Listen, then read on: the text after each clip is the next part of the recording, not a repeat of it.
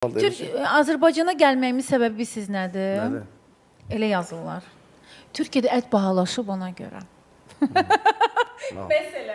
Şəhd deyənə deyirəm, yəni şəhərlərdən danışdırsa, deyirlər ki, Gülnarə Məmmədova boşanıb, ailəsi dağılıb deyənə məcbur Azərbaycana köçüb. İndi qəribə gəlir də onlara ki, Gülnarə xanım niyə Azərbaycana qayıdır. Amma sual verirəm, siz hardan bilirsiniz ki, həyat yoldaşım burada deyil? Və yaxud da ki, vətəninə gəlmək istəyən insan illa boşanmalıdırmı? Elə bir şey yoxdur, yalan söhbətdir doğrudan da. Boşanmamışsınız. Yox, vallah da yox, billah da yox, yoxdur.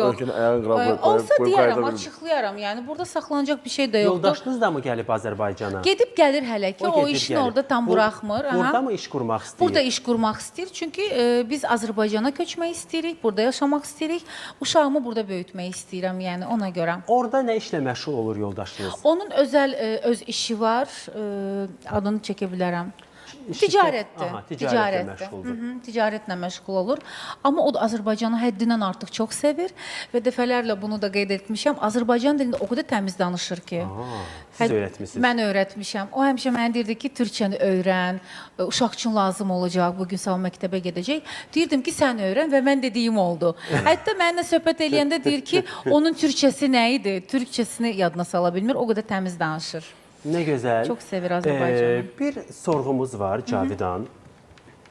Bizim müxbirimiz Elmira şəhər sorğusu keçirdib. İnsanlar teatra gedir ya yox? Düzdür, gedənlər bilirəm ki, saysız, hesabsız